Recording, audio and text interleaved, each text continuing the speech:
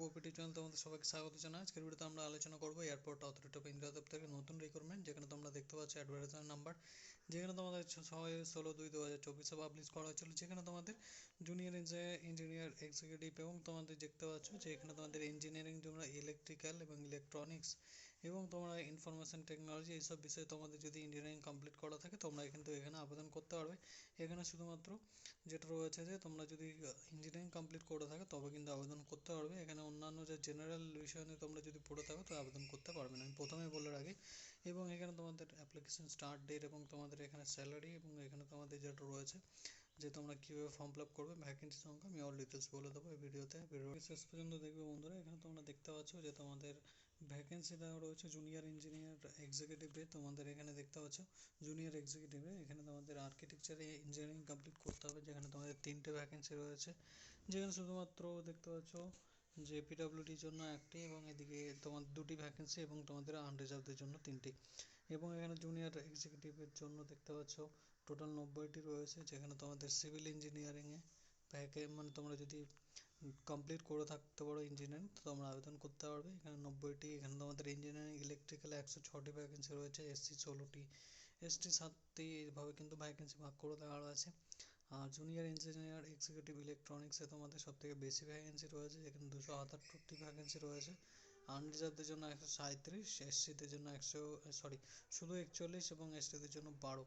তো এইভাবে তোমাদের ভ্যাকেন্সি ভাগ করে দেওয়া রয়েছে। ইনফরমেশন টেকনোলজিতে তোমরা যদি ইঞ্জিনিয়ারিং কমপ্লিট করে থাকো তো আবেদন করতে পারবে। এখানে 5টা পদ রয়েছে, ইলেকট্রনিক্স, ইলেকট্রিক্যাল এবং সিভিল আর্কিটেকচার, ইনফরমেশন টেকনোলজি। এই 5টার মধ্যে একটিতেও তোমরা ইঞ্জিনিয়ারিং কমপ্লিট করে থাকলে আবেদন করতে পারবে। পিডব্লিউডির তোমাদের ডিটেলস দেওয়া রয়েছে, এখানে তোমাদের এগুলো ভালো করে দেখে নেবে। এবং তোমাদের যেটা রয়েছে যে অ্যাপ্লিকেশান স্টার্ট ডেট আমি বলে দিচ্ছি, যেখানে তোমরা ব্যাচেলার ডিগ্রি কমপ্লিট করে থাকলে প্রথম আর্কিটেকচার জুনিয়র এক্সিকিউটিভের জন্য তোমরা কিন্তু আবেদন করতে পারবে।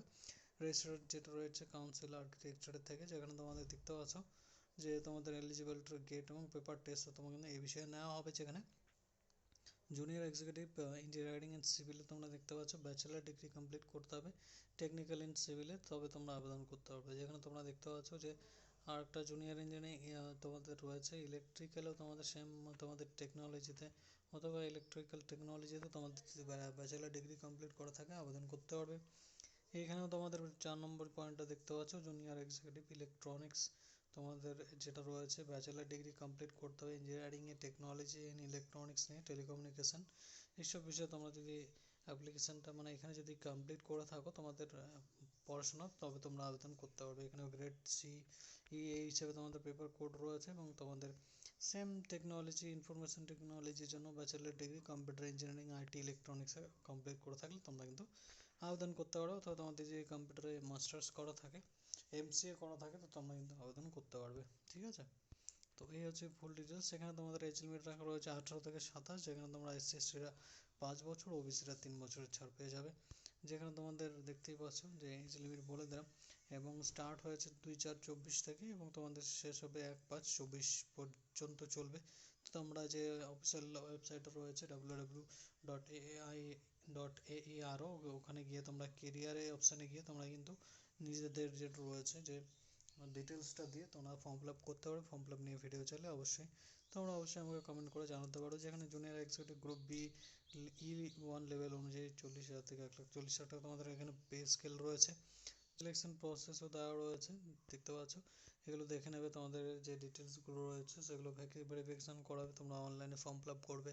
দেন তোমাদের ফটো যেটা রয়েছে সিগনেচার আপলোড করবে এআই অফিসিয়াল ওয়েবসাইটে গিয়ে, তারপর তোমরা কিন্তু ওখান থেকে ফর্ম ফিল আপ করতে পারবে। ঠিক আছে, তো এই হচ্ছে ডিটেলস। তোমাদের এসসি এসটি সার্টিফিকেট থাকলে তোমাদের সেগুলো দিতে হবে, birth certificate, subcaste category, AC, এইসব তোমাদের দেখতে পাচ্ছ ডিটেলস রয়েছে।